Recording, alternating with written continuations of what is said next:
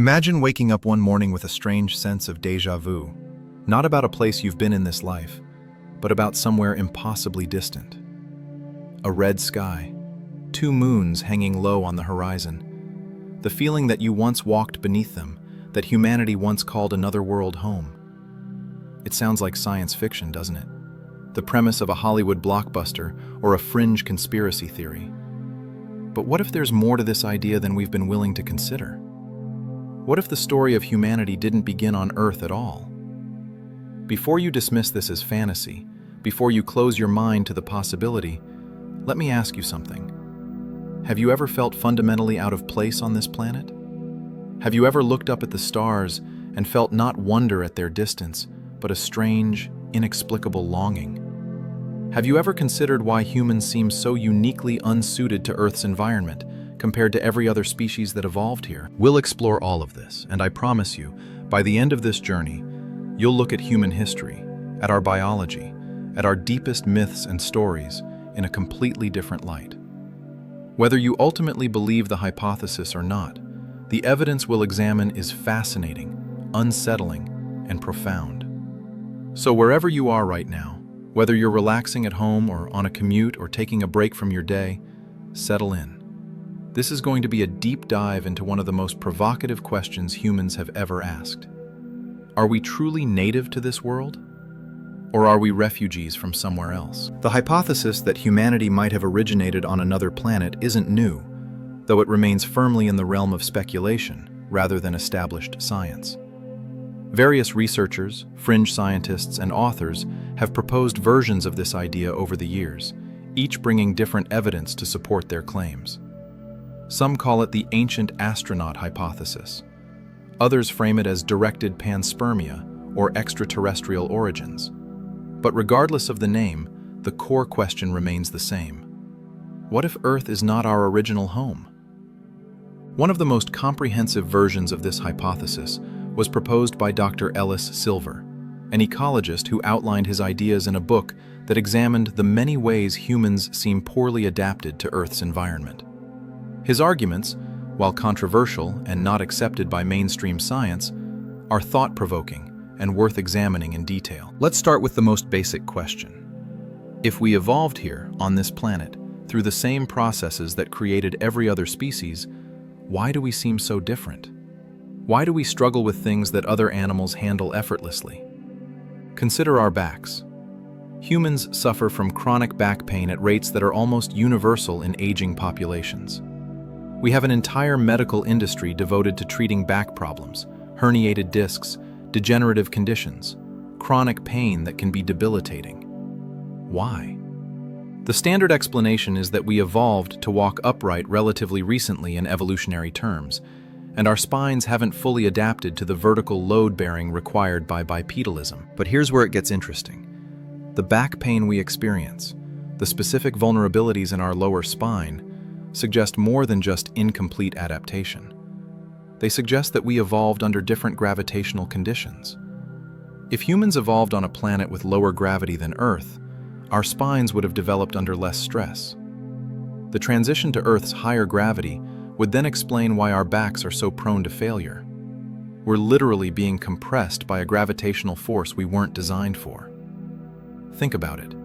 Every other animal on Earth, even other primates who occasionally walk upright, doesn't suffer from chronic back problems the way humans do. Gorillas, when they stand upright, don't develop the herniated discs and chronic pain that plague humans. Their spines are adapted to Earth's gravity because they evolved here. Ours, perhaps, were not. Now consider our skin. Humans are uniquely vulnerable to sun exposure. We burn easily. We develop skin cancer at alarming rates.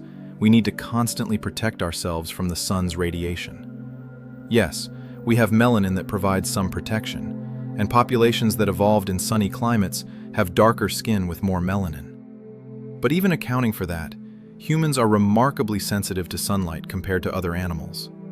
Other mammals can spend all day in direct sunlight without the damage humans sustain. They don't burn. They don't develop skin cancers at the rates we do. Their skin is adapted to the sun of this planet.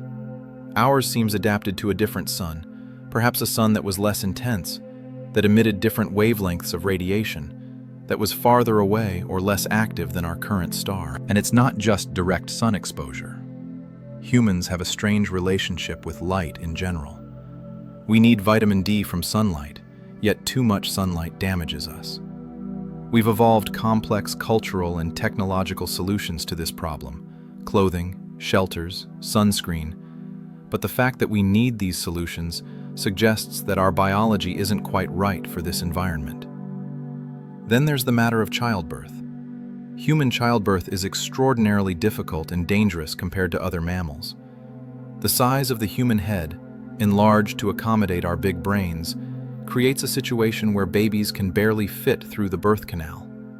Birth complications are common. Maternal and infant mortality, in the absence of modern medicine, are disturbingly high. Why would evolution create such a dangerous, inefficient system? The standard explanation involves the trade-off between big brains and bipedalism. Our pelvises narrowed when we started walking upright, and our heads enlarged as our brains grew, creating a mismatch. But that mismatch is so severe that it suggests something else might be going on. If humans evolved under lower gravity, pelvises could have been larger and childbirth easier on our original world. The transition to Earth's higher gravity would have compressed our pelvises, narrowed the birth canal, while our head sizes remained the same, creating the difficult birthing process we experience now.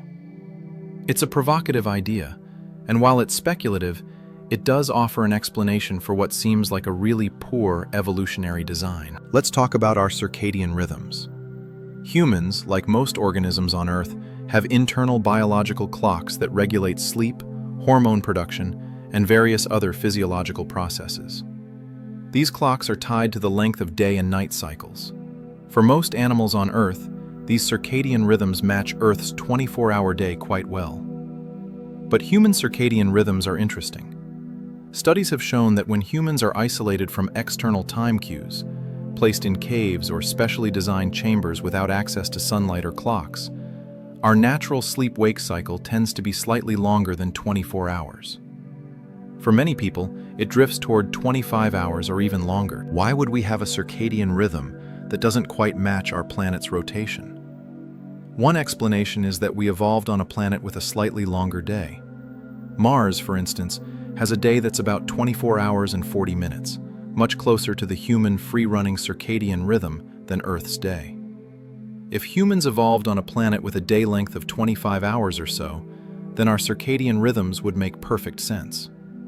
On Earth, we're constantly slightly out of sync, which might explain why so many humans struggle with sleep issues, why we feel chronically tired, why we need alarm clocks and coffee to function on Earth's schedule. Now let's consider something more abstract but equally compelling: our psychology and our relationship with this planet. Humans have a unique capacity for feeling disconnected from nature. We build cities, create artificial environments, seem almost compelled to reshape the natural world around us. Yes, this can be explained as the consequence of our intelligence and tool use, but there's something deeper at play.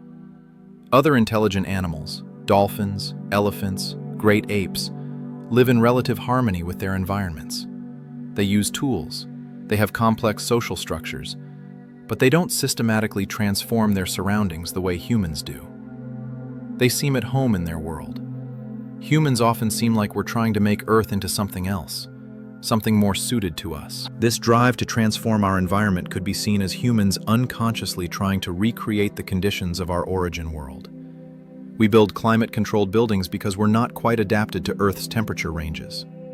We create artificial light because we're not quite adapted to Earth's day-night cycle.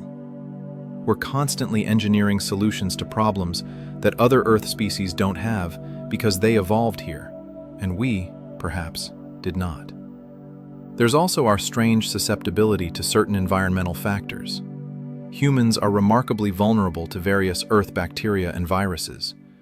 Yes, we have immune systems, and yes, we've evolved resistances to many pathogens.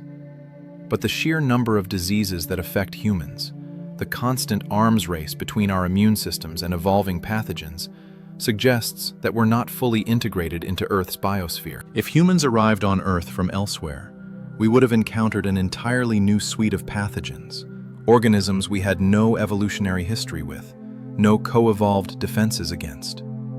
Our immune systems would have been playing catch-up ever since, developing responses to threats we'd never encountered before.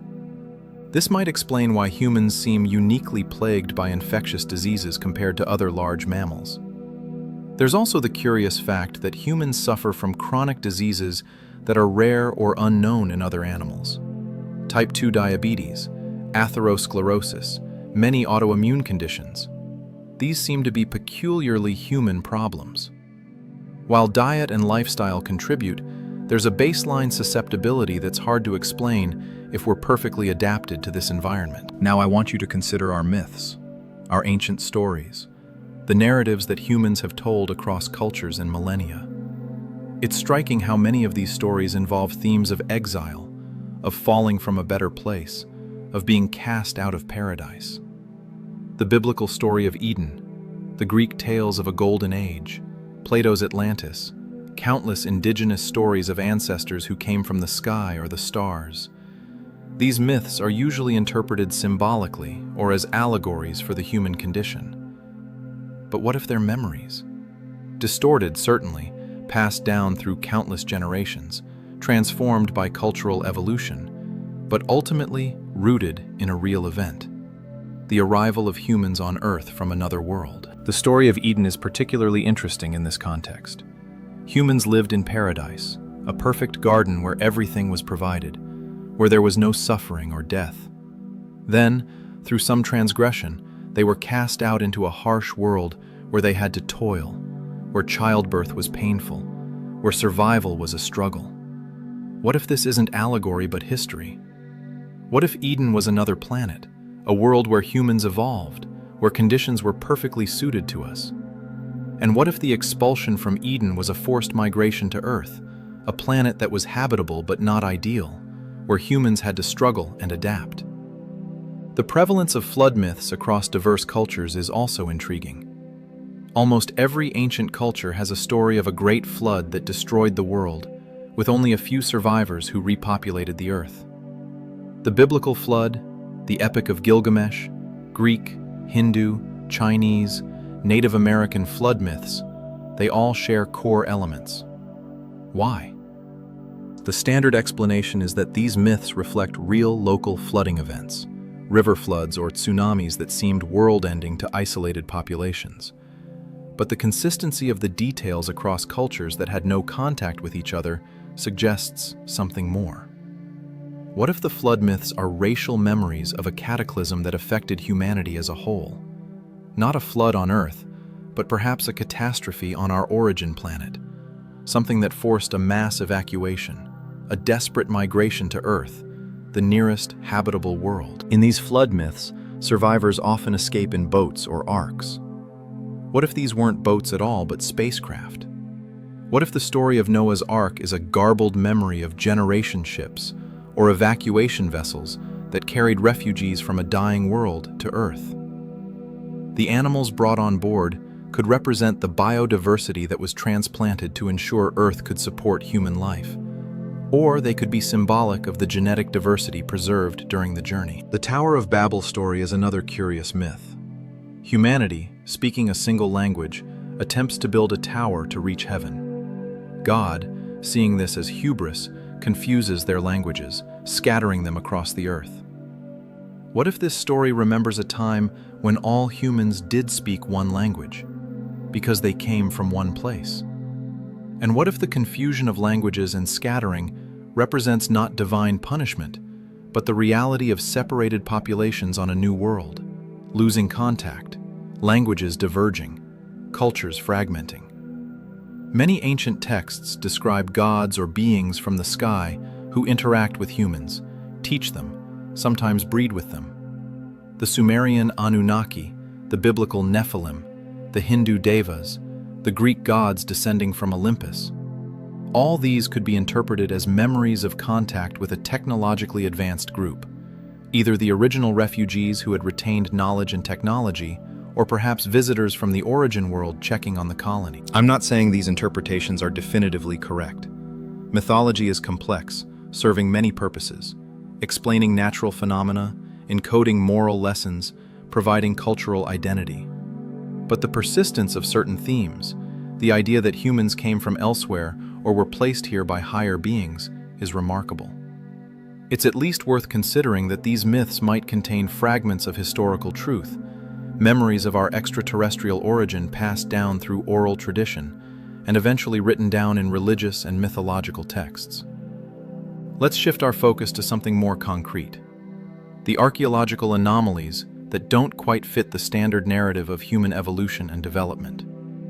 There are structures, artifacts, and evidence of knowledge that seem out of place in their historical context, suggesting that perhaps our ancestors knew more or had access to information that they shouldn't have had if humanity's story began on Earth. Consider the Piri Reis map, created in 1513 by an Ottoman admiral. This map shows the coastline of Antarctica with remarkable accuracy. But here's the problem. Antarctica's coastline was covered by ice when the map was made. The coastline it depicts would have been visible only if the map was based on much older source maps created before the ice formed, thousands of years ago. How did ancient cartographers map Antarctica before it was covered in ice? Where did that knowledge come from? The standard explanation involves complex theories about source maps and cartographic traditions, but it's unsatisfying.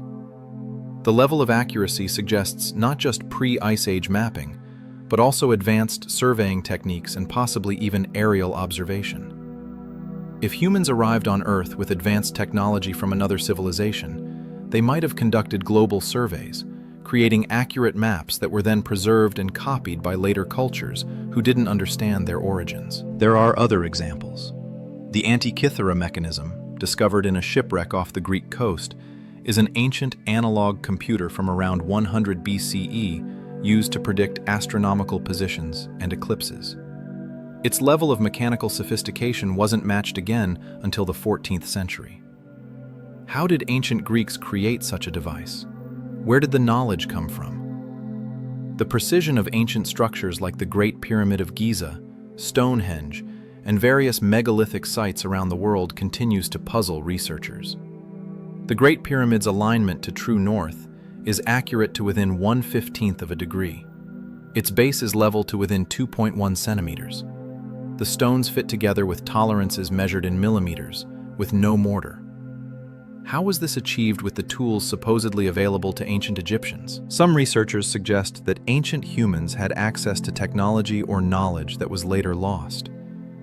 But where did that technology come from, if humans were primitive hunter-gatherers just a few thousand years before these monuments were built?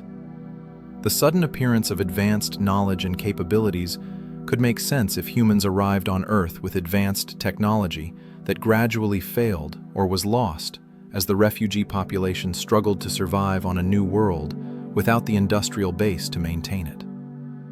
There are also curious consistencies in ancient structures across the globe. Step pyramids appear in Egypt, Mesopotamia, Mesoamerica, and other locations.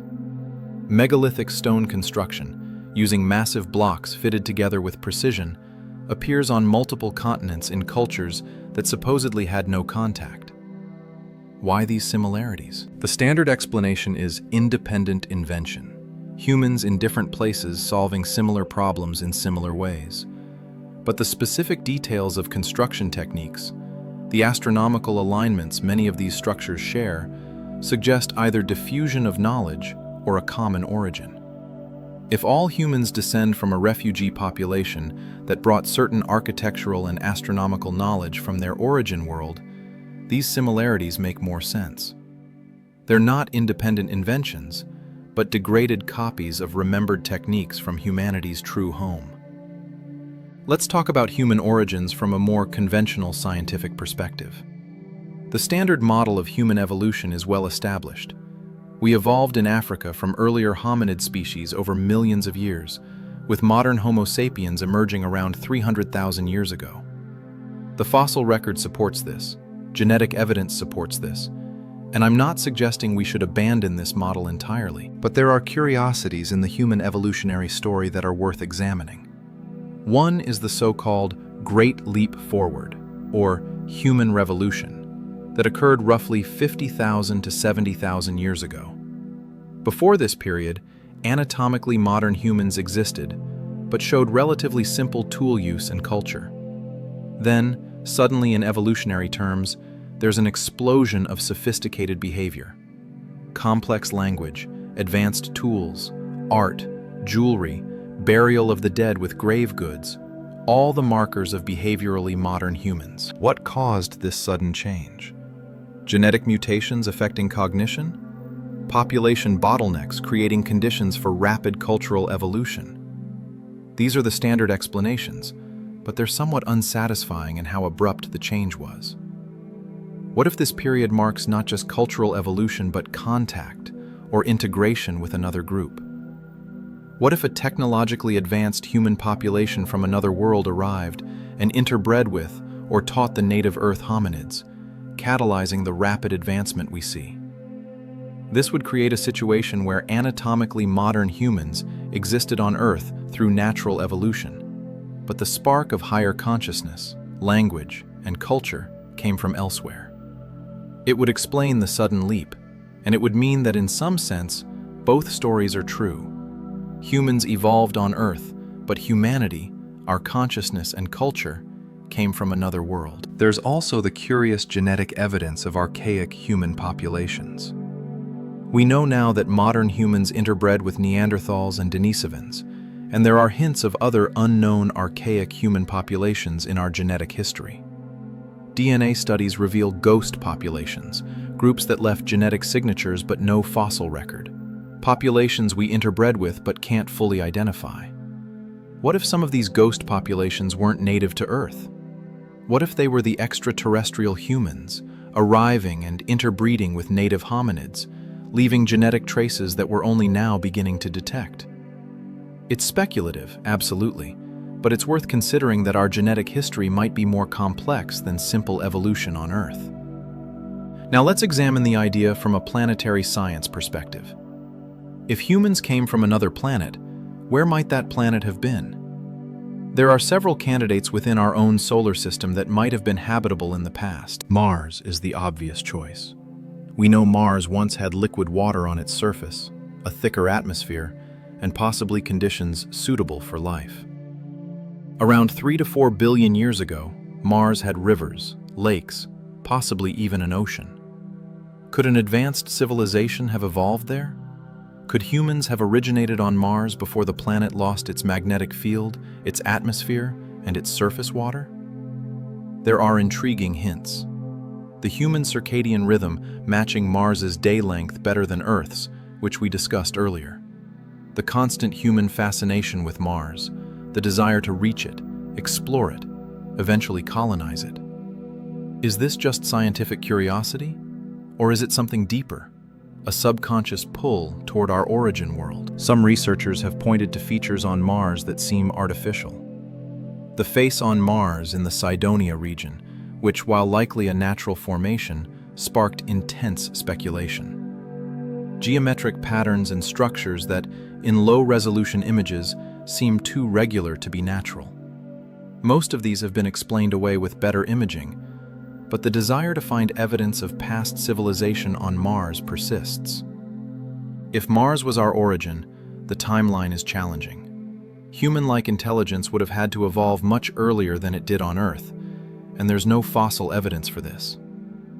But what if Martian civilization wasn't biological in the same way? What if humans were created or engineered on Mars by an earlier intelligence, then evacuated to Earth when Mars became uninhabitable? This ventures into even more speculative territory, but it's worth considering all possibilities. Another candidate is a destroyed planet. There's a hypothesis, dating back centuries, that a planet once existed between Mars and Jupiter, where the asteroid belt now is. This hypothetical planet is sometimes called Phaeton, or Tiamat. The idea is that this planet was destroyed, either by natural catastrophe or war, and its remains form the asteroid belt. If such a planet existed and was habitable, it could have been humanity's origin world. Its destruction would have forced an evacuation, with survivors fleeing to the nearest habitable planet, Earth. This would explain the urgency of the migration, why it might have been chaotic, why much knowledge and technology was lost. When your entire world is destroyed, you take what you can and run. The flood myths could then be memories not of a flood on Earth, but of the destruction of the origin planet itself. A catastrophe so complete that it seemed like the end of everything. The survivors who reached Earth would have started over with limited resources, gradually losing the technology and knowledge they brought, creating the appearance of primitive humans developing from scratch. There's no strong scientific evidence for a destroyed planet in the asteroid belt. The asteroid belt doesn't have enough mass to have formed a planet, and its composition suggests it's primordial material that never coalesced due to Jupiter's gravitational influence. But the hypothesis persists, partly because it provides such a neat explanation for various mythological and historical puzzles. Then there's the possibility that the origin planet was outside our solar system entirely. Interstellar travel is enormously difficult, requiring technology far beyond what we currently have. But for a sufficiently advanced civilization facing extinction, it might be achievable. Perhaps ancient humans, or the civilization that created humans, had the capability for interstellar travel and used it to seed humanity on Earth.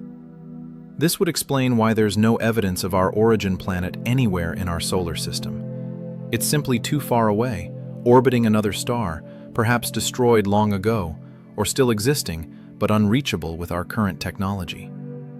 The voyage would have been one way, a desperate gamble by refugees or colonists who had no choice but to leave their home behind forever. If this is the case, then humanity's true origin will remain forever mysterious unless we develop interstellar travel ourselves and go looking. The distance and time involved mean that even if we identified candidate planets, verifying any connection would be extraordinarily difficult. Now I want to shift to a more philosophical question. Does it matter? If the hypothesis that humans originated elsewhere is true, what are the implications? How does it change our understanding of ourselves, our purpose, our place in the universe? On one level, it changes everything. It means the entire narrative of human history, as taught in schools and universities, is incomplete at best, fundamentally wrong at worst. It means our religions, our myths, our sense of identity are all built on a foundation that doesn't reflect our true origins. It means we're not natives of Earth, but colonists or refugees. And our relationship with this planet is fundamentally different than we thought. But on another level, does it really matter where we came from? We're here now. We've been here for tens of thousands of years at minimum, long enough that Earth has become our home in every practical sense. Whether our distant ancestors evolved here or arrived from elsewhere, we are now Earthlings. This is our planet. These are our ecosystems. This is the world we must protect and preserve. Perhaps the most important implication is psychological and spiritual. If we're not native to Earth, if we're descendants of refugees from a lost world, it might explain the persistent human feeling of not quite belonging, the sense that something is wrong or missing, the longing for something we can't name. Existential philosophers and psychologists have long noted this peculiar human condition, this alienation from the world we inhabit. If we came from elsewhere, that feeling makes sense. We carry genetic and cultural memories of another place, another sky, other conditions that suited us better. We're homesick for a home we've never known, mourning a loss that occurred so long ago that we've forgotten what was lost. This might be why humans are so driven to explore, to reach for the stars, to leave Earth.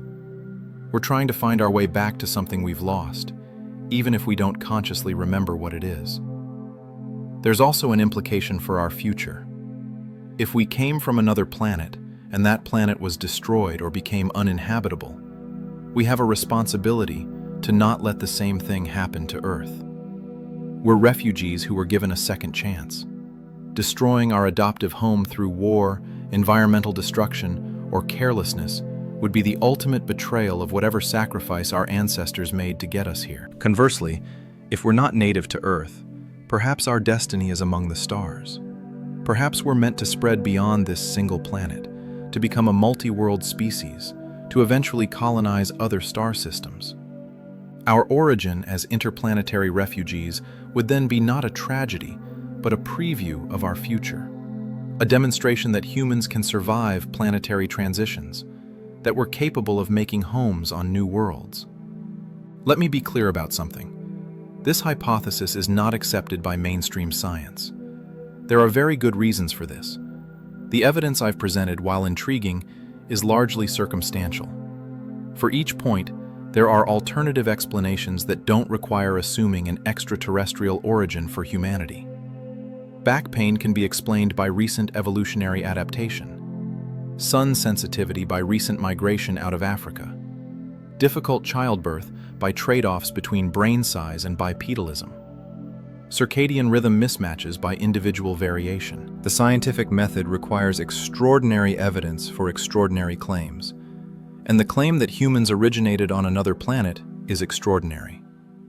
The fossil record shows a clear lineage of human evolution on Earth. Our DNA clearly links us to other Earth species.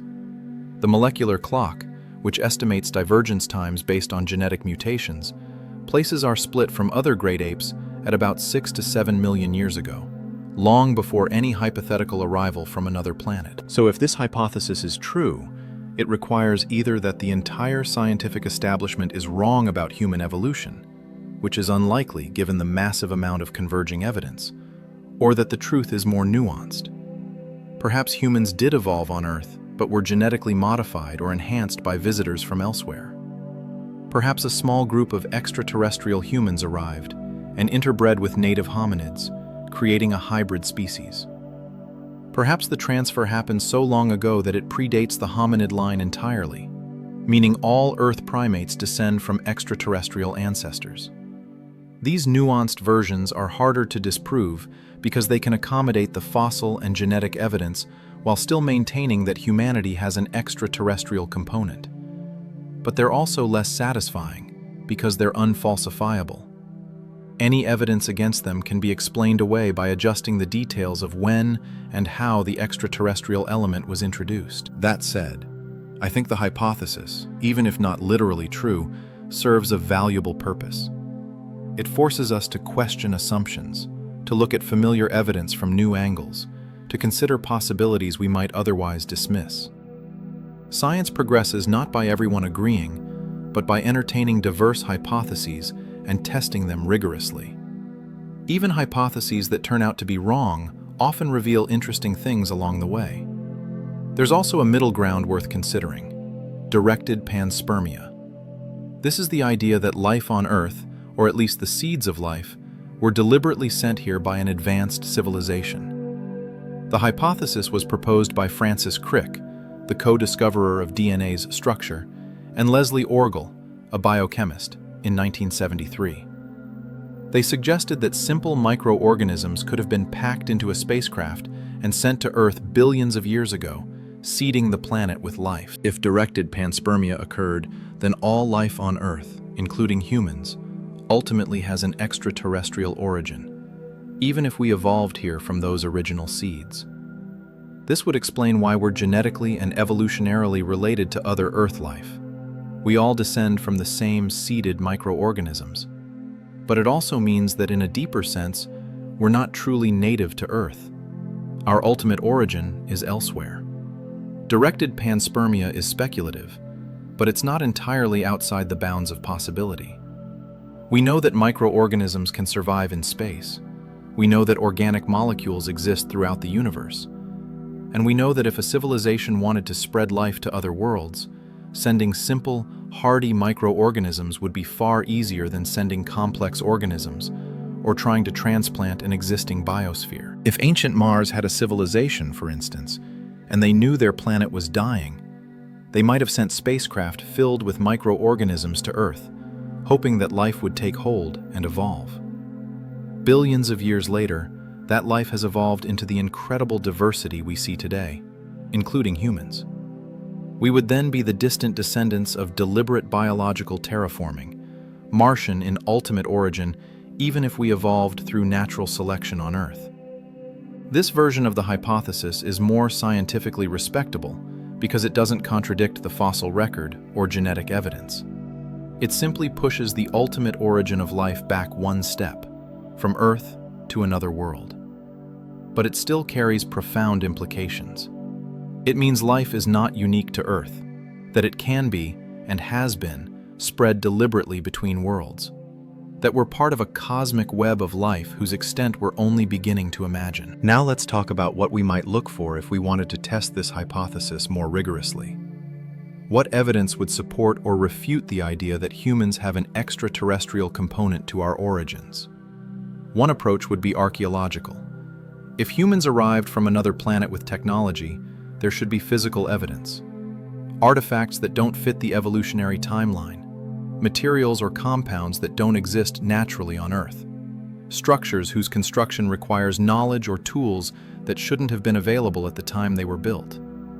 Some researchers claim such evidence exists, pointing to out-of-place artifacts like the Baghdad battery, supposedly ancient electrical devices, or the Antikythera mechanism we discussed earlier. But most of these have mundane explanations, or their dating is disputed. Finding truly incontrovertible evidence of advanced technology in contexts that predate known civilization would be game-changing. We could also look for genetic evidence.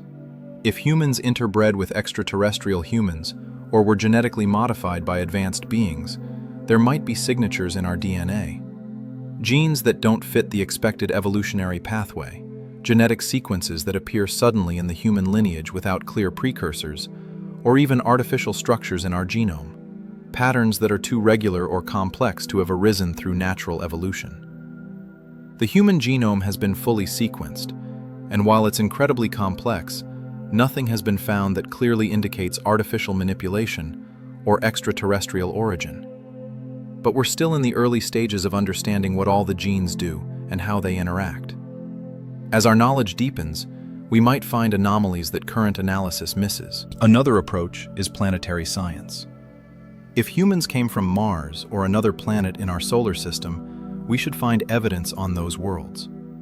Searching for fossils, ruins, or artifacts on Mars has been a goal of space exploration since we first sent probes there. So far, nothing definitive has been found, but we've only scratched the surface of Mars exploration. Future missions, including eventual human expeditions to Mars, will allow much more thorough investigation. If there was ever a civilization on Mars, we'll find evidence eventually.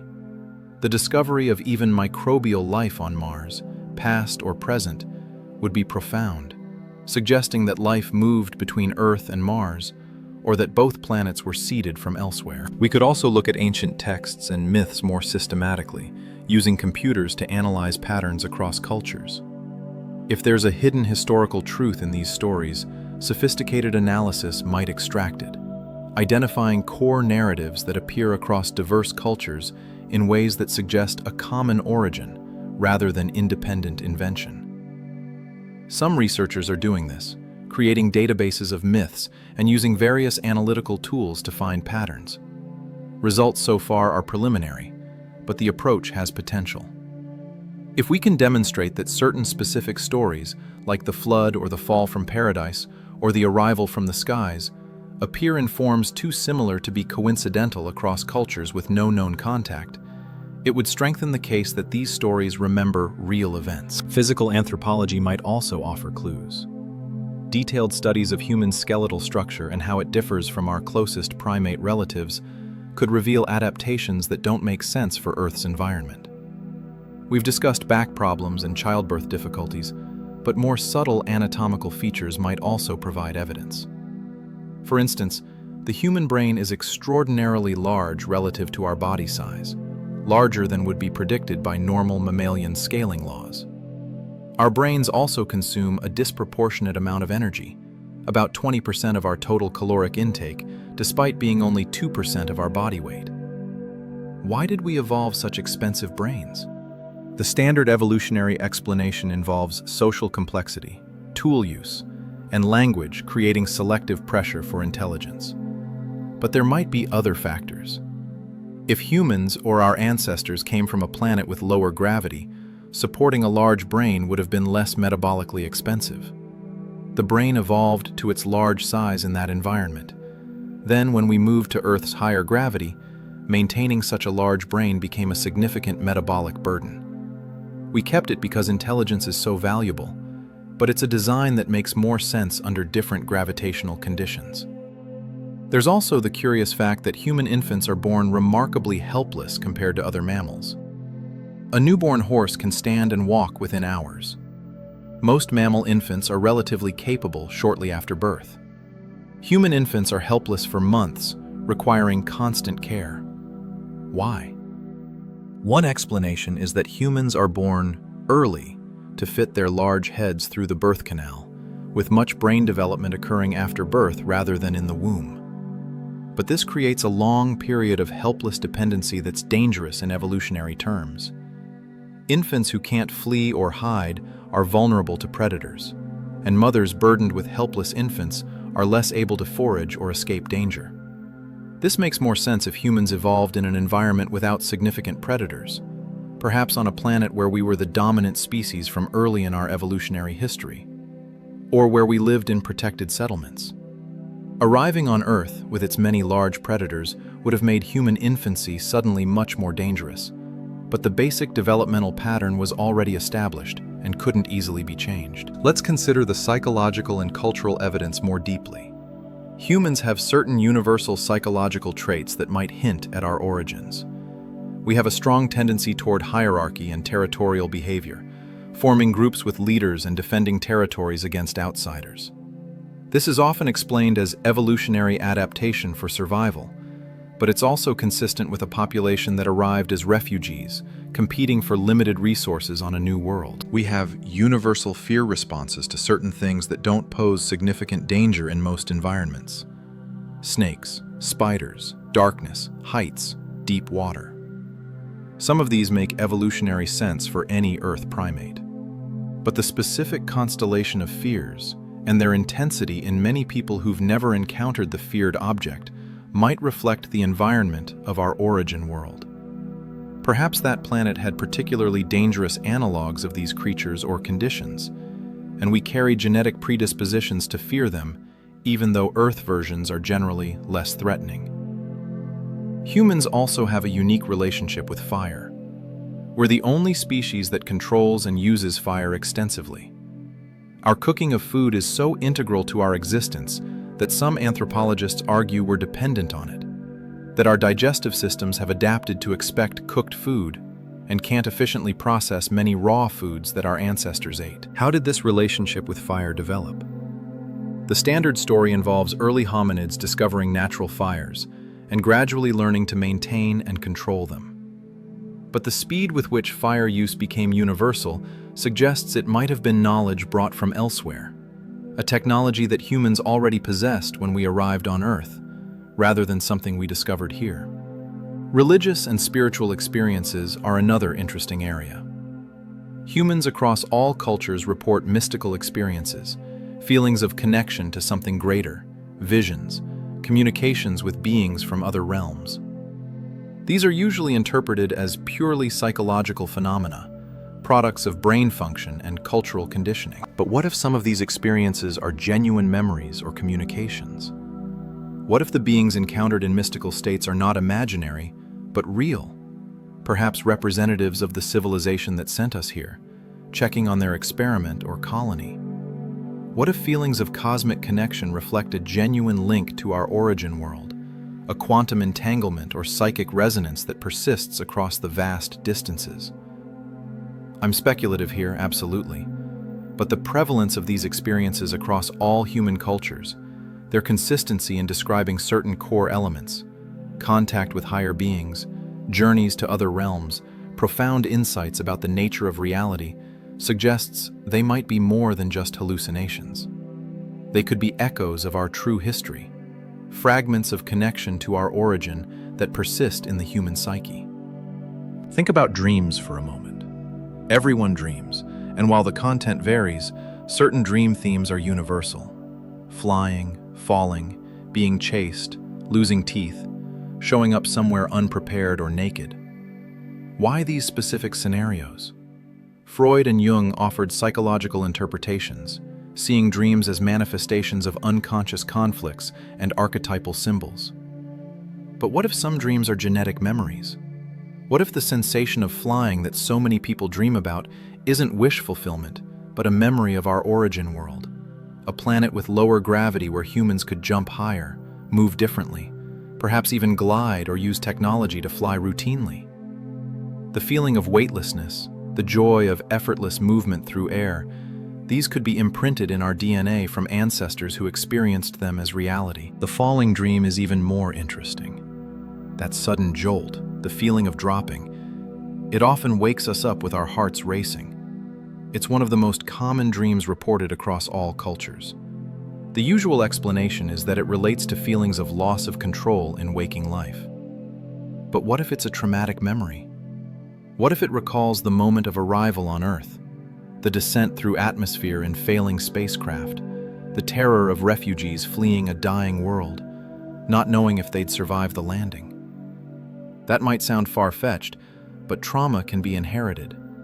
Studies on descendants of Holocaust survivors, of famine victims, of people who experienced severe collective trauma show epigenetic changes that get passed down through generations. If the arrival on Earth was traumatic enough, if it involved real falling, real terror of impact, that trauma could be encoded in our genes, manifesting as universal nightmares millennia later. Let's talk about human language for a moment.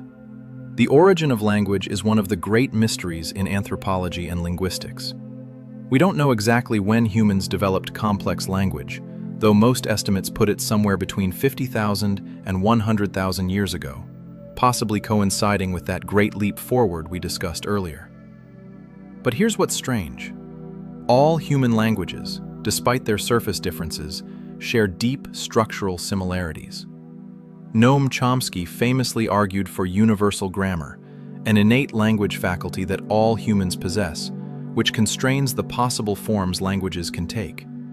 Every human language has nouns and verbs, subjects and objects, ways of indicating tense and number. The specific words differ, the word order varies, but the underlying structure is remarkably consistent. Why? The standard answer is that universal grammar reflects the structure of human cognition, the way our brains process information. But what if it reflects something else? What if all human languages descend from a single, original language, the language spoken by the refugee population that arrived on Earth? As that population scattered and isolated groups lost contact with each other, the original language would have fragmented, evolving into the thousands of languages we see today. But the deep structure would remain, because it was hardwired into how we think about and communicate reality.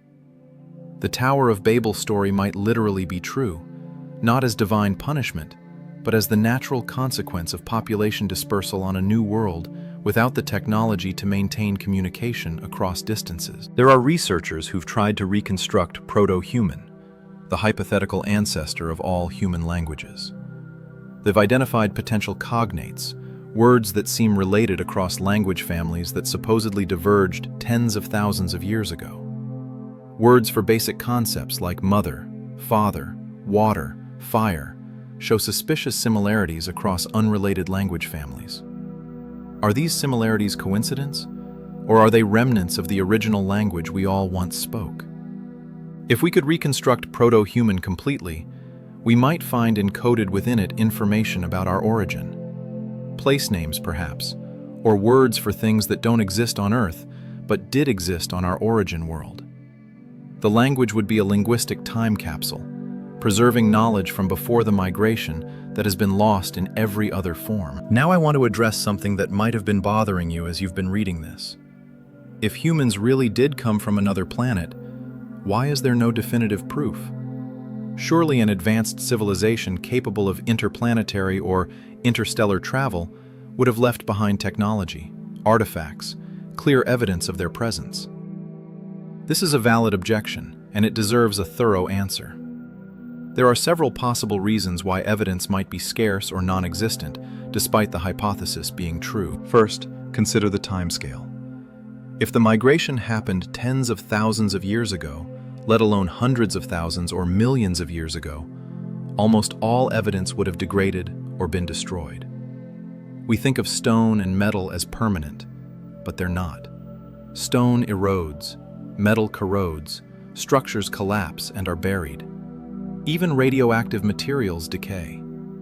Given enough time, the ocean swallows coastlines, deserts cover cities, jungles reclaim clearings, ice ages reshape entire continents. Think about what would remain of our current civilization if humans disappeared tomorrow.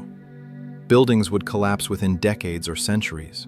Roads would crack and be covered by vegetation. Dams would fail, bridges would fall, cities would crumble. Within a few thousand years, most traces of our existence would be gone. Within tens of thousands of years, you'd need to know exactly where to dig to find anything. Within hundreds of thousands of years, only the most durable artifacts in the most protected locations would survive, and even those would be fragmentary and puzzling to future archaeologists. If the refugees arrived on Earth 50,000 years ago with advanced technology, and that technology failed or was lost within a few generations, we'd find almost nothing now. The technology would have degraded completely. Any structures they built, unless they were massive and stone, would be gone. The only traces would be the things we've been discussing: genetic signatures, cultural memories preserved in myths, our biological unsuitability for Earth's environment. Second, consider the nature of the migration. If it was an emergency evacuation, the refugees might not have brought much with them. They would have prioritized survival, people, genetic diversity, maybe seeds and embryos of important species, basic tools and supplies. But heavy equipment, libraries, databases, anything that couldn't fit on the evacuation vessels or that broke during the journey or landing, all that would have been left behind or lost. The refugees would have arrived with knowledge but limited means to apply it. They knew how to build advanced technology, but they didn't have the industrial base to manufacture it on Earth. They knew mathematics, astronomy, engineering, but without computers, without precision tools, without refined materials, much of that knowledge would have been useless, gradually forgotten as each generation struggled simply to survive. Imagine if you were transported back to the Stone Age with nothing but the clothes on your back. You know about electricity, computers, medicine, agriculture, all the achievements of modern civilization. But could you recreate any of it? You'd know that electricity exists and understand the principles, but could you generate it, store it, use it effectively without copper wire, without magnets, without any of the infrastructure we take for granted? Probably not. You'd be reduced to teaching basic concepts, and within a few generations, even those might be lost or transformed into myths that your descendants couldn't verify or reproduce. This is likely what happened to the Earth refugees. They arrived with vast knowledge but limited ability to apply it. They taught their children and grandchildren what they could, but without the ability to demonstrate or prove many of their claims, the knowledge became increasingly abstract, eventually mythologized, transformed from technical knowledge into religious or philosophical teaching. The stories of gods and magical powers might be distorted memories of technology. The gods who could fly, Thor with his hammer that returned when thrown, Indra with his thunderbolt, Zeus with his lightning. These could be garbled recollections of aircraft, weapon systems, energy devices. When you don't understand the technology, when you've only heard stories from your grandparents who heard them from their grandparents, advanced technology becomes indistinguishable from magic, and eventually, it's remembered as literal divine power rather than engineering. Third, consider that maybe we have found evidence, but we've misinterpreted it or dismissed it. The archaeological record is fragmentary, and our interpretations of it are necessarily based on assumptions. We assume that ancient humans were primitive because that fits the evolutionary narrative. When we find evidence of unexpected sophistication, we try to explain it within that framework, sometimes stretching credibility to avoid concluding that something really anomalous happened. The Göbekli Tepe site in Turkey is a good example. It's a massive megalithic structure with intricate carvings, built around 11,000 years ago by people who were supposedly hunter-gatherers, without organized society, writing, or advanced tools. Its existence challenges assumptions about social organization and technological capability in the Neolithic period. Yet, rather than questioning the broader narrative, archaeologists develop theories about how hunter-gatherers could have built it. What if sites like Göbekli Tepe are remnants of refugee knowledge? What if the people who built it were taught by descendants of the original arrivals? People who retained fragments of advanced understanding, even if they'd lost the technology to implement it fully. The site would then be an attempt to recreate, in the materials available, structures and concepts from the origin world, cargo cult style, building stone monuments because they remembered that important buildings were permanent and sacred, but lacking the materials or knowledge to build them as they once were. There's also the possibility that evidence has been found and suppressed. This ventures into conspiracy theory territory, and I'm generally skeptical of grand conspiracies, but it's worth considering. If incontrovertible proof of extraterrestrial human origin were discovered, would it be made public? Think about the implications. It would overturn religious doctrines that billions of people base their lives on. It would challenge national and ethnic identities built on origin stories. It would raise questions about who we are, where we should be going, whether we have obligations to our origin world or civilization. The social, political, and religious upheaval could be enormous. Governments and institutions might decide that such knowledge is too destabilizing to release, at least not all at once. They might classify it, study it in secret, slowly prepare the public through controlled disclosure. Or they might suppress it indefinitely, deciding that maintaining social stability is more important than revealing historical truth. I'm not saying this has definitely happened, but it's a possibility that we can't entirely dismiss.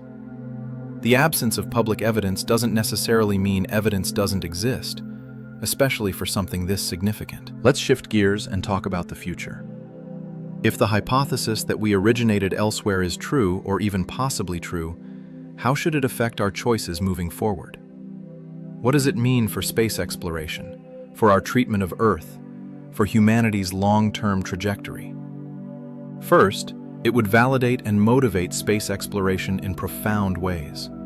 We wouldn't just be exploring out of curiosity or looking for resources. We'd be searching for our origins, trying to find the home we lost, or at least understand where we came from. Every planet we explore, every moon we study, might hold clues to our past. Mars becomes particularly important in this context. If Mars was our origin world, then going there isn't just scientific exploration, it's a homecoming. We'd be returning to where we came from, reclaiming our birthright. Even if Mars is barren and hostile now, knowing it was once our home would give us moral and psychological justification for transforming it, terraforming it back to habitability. And terraforming suddenly makes more sense. Critics of terraforming often argue that we shouldn't alter other worlds to suit ourselves, that we should accept the universe as it is rather than remaking it in our image. But if we've done it before, if we're descended from a civilization that fled a dying world and remade Earth, or integrated ourselves into Earth's existing biosphere, then terraforming isn't hubris, it's what we do. It's how we survive. It would also change our relationship with Earth. If we're not native to this planet, if we're guests or refugees who were given shelter here, we have an obligation to be responsible stewards.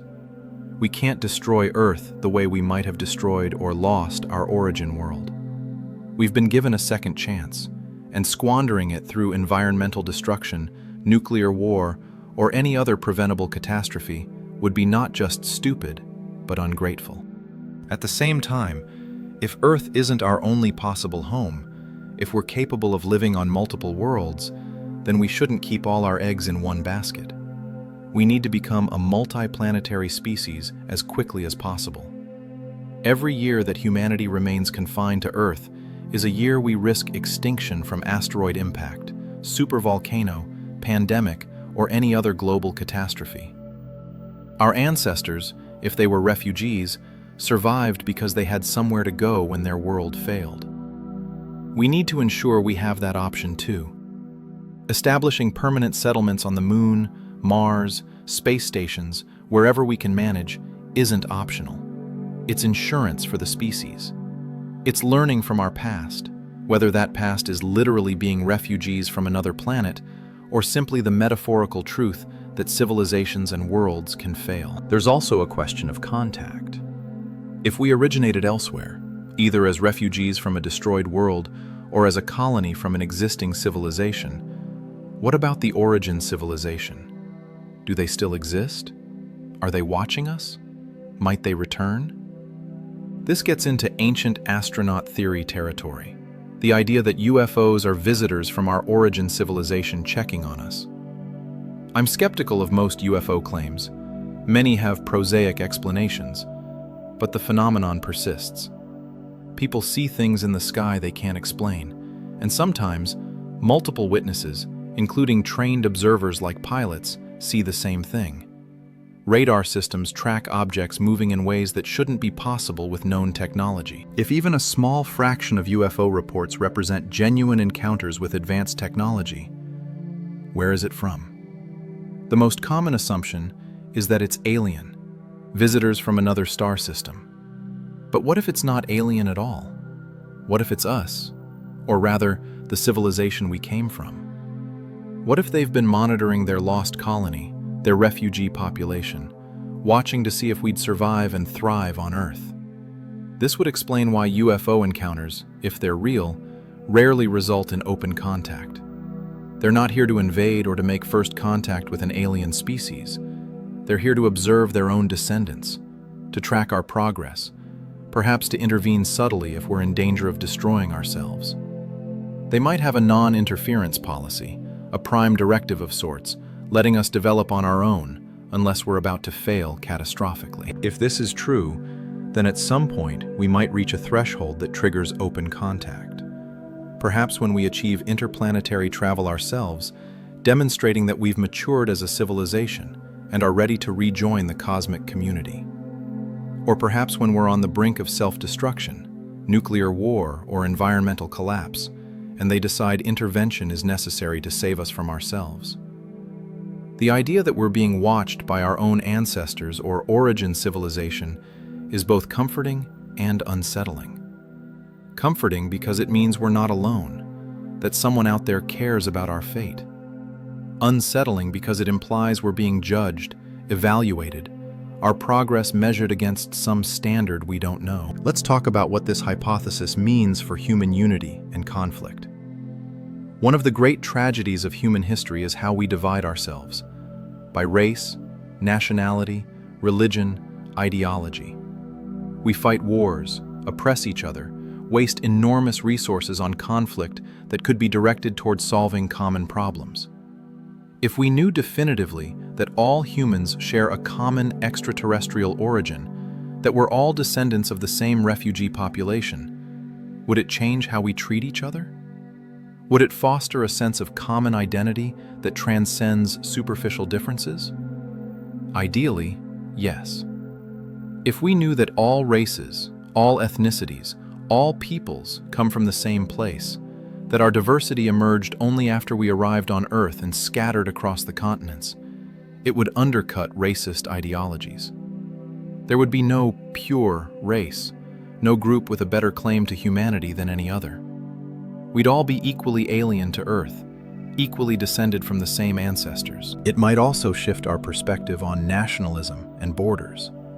If Earth is our adoptive home but not our origin, if we're all refugees on this planet, then the lines we draw on maps, the territories we claim as exclusively ours, seem more arbitrary. No nation can claim to be the indigenous people of Earth in any absolute sense, because none of us are truly indigenous. We're all immigrants, and that might encourage more humility and generosity in how we treat each other. But human nature being what it is, I'm not naively optimistic. People would find new ways to divide themselves. Instead of nationalism based on earthly geography, we might develop factions based on different interpretations of our origin story. Some would claim to be more direct descendants of the original refugees, more pure in preserving the old ways. Others would argue that our time on Earth has made us essentially terrestrial, that our extraterrestrial origin doesn't matter. We'd probably fight about it because humans excel at finding reasons to fight. Still, the potential is there for this knowledge to unify us, to remind us that our commonalities far outweigh our differences, that we're all in this together, on a planet that isn't quite suited to us, but that we need to make work because it's the only one we have. There's another angle to consider. What if we're not the only refugee population? What if Earth has been a haven for multiple groups from different worlds, arriving at different times? This would explain some of the mysteries in the human fossil record, the sudden appearances of new traits, the ghost populations in our DNA that we can't quite identify.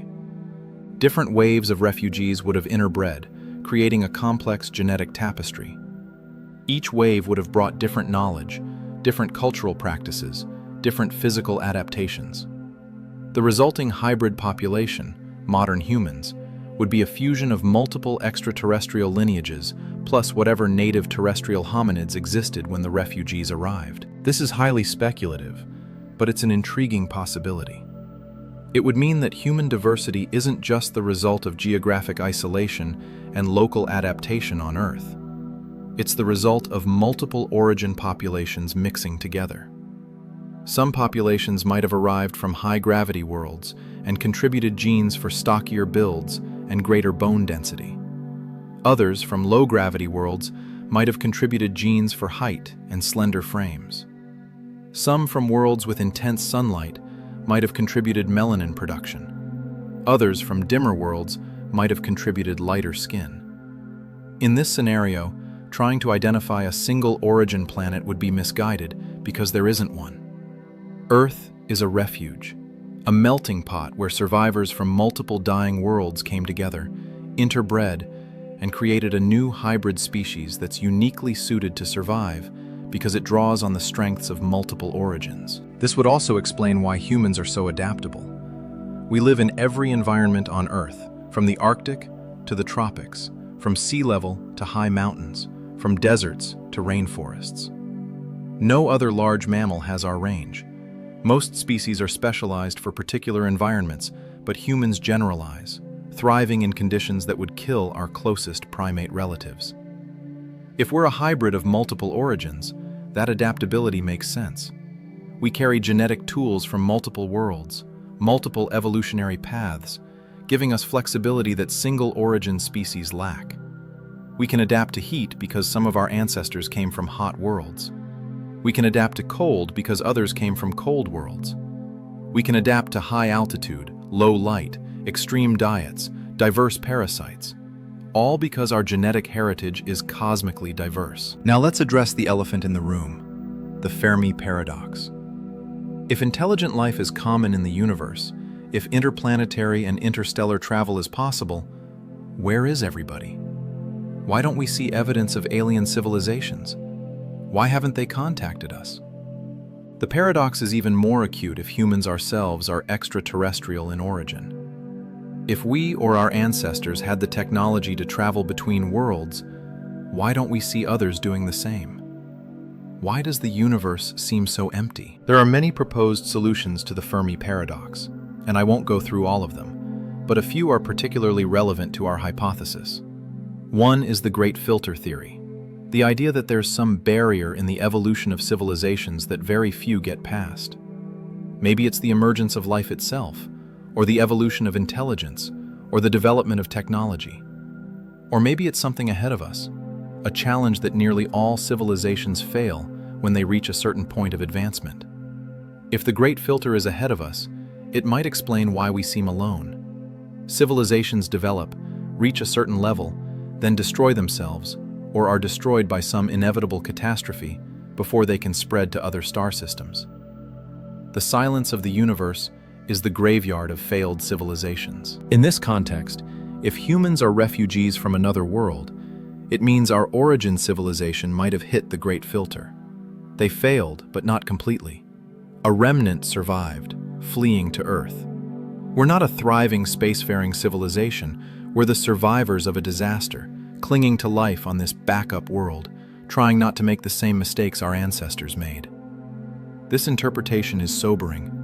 It suggests that the challenges facing us, climate change, nuclear weapons, artificial intelligence, whatever dangers lie ahead, these aren't just theoretical risks. They're the things that killed our ancestors, the great filter that nearly wiped us out. We survived once by the skin of our teeth, by fleeing to Earth.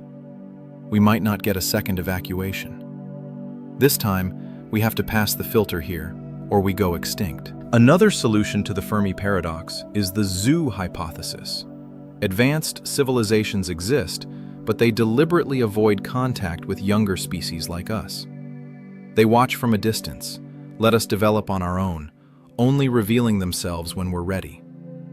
If we're descended from one of these advanced civilizations, we're not in a zoo exactly, but we're under quarantine, cut off from the rest of the cosmic community until we mature sufficiently.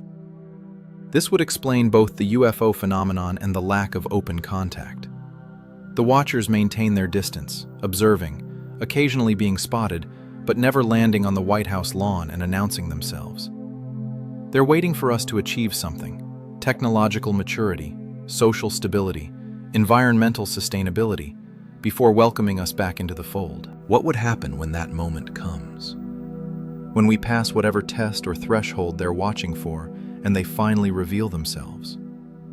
It would be the most significant event in human history, confirmation that we're not alone, that we have cosmic family, that our intuition about our extraterrestrial origin was correct all along. The revelation would be overwhelming, of course. Religions would have to reconcile their teachings with the truth. Scientists would have to revise their models. Society would have to process the fact that everything we thought we knew about ourselves was incomplete. But it would also be liberating, answering the deepest questions about who we are and where we came from, giving us direction and purpose we've lacked. Or maybe the solution to the Fermi paradox is simpler and darker. Civilizations are rare, and when they emerge, they tend to stay local. Interstellar travel might be theoretically possible but practically prohibitive, requiring energy and resources that even advanced civilizations struggle to muster. If so, then our origin civilization might still exist somewhere, but they can't reach us, and we can't reach them. We're permanently separated, two branches of humanity evolving independently, never to reunite. In this scenario, the question isn't whether contact will happen, but whether we can find them before both civilizations die out. It becomes a race against time. Can we develop the technology to search the stars, identify the origin system, send probes or even ships there, before we or they face some catastrophe? The universe is vast, the distance is enormous, and time is limited. We might be the only hope for reconnecting the separated branches of humanity, preserving the knowledge and culture of both before one or both are lost forever. Let me bring this back to something more personal. If you've read this far, I'm curious how you're feeling. Are you intrigued? Skeptical? Disturbed? Do these ideas resonate with something deep inside you? Or do they seem like entertaining fiction but nothing more? I think the reason this hypothesis, despite lacking mainstream scientific support, continues to fascinate people is that it speaks to something profound in the human experience. We do feel like strangers on this planet sometimes. We do look at the stars with inexplicable longing. We do have myths and dreams that hint at another origin. Whether these feelings reflect literal truth or are simply manifestations of our consciousness grappling with existence, they're real and they matter. Maybe the literal extraterrestrial origin hypothesis is false. Maybe we did evolve entirely on Earth through standard evolutionary processes. But the feeling of alienation, of not quite belonging, of yearning for something beyond this world, that's true regardless. And that feeling might be the most important thing, more important than where our ancestors physically came from. Humans are the species that looks up. We're the ones who wonder about the stars, who dream of going there, who build telescopes and spacecraft, and devote enormous resources to understanding and exploring the cosmos. No other species does this. Even our closest relatives, the great apes, don't stargaze. They don't wonder what's beyond the horizon or dream of visiting other worlds. Why are we different? Why do we alone have this drive, this cosmic perspective.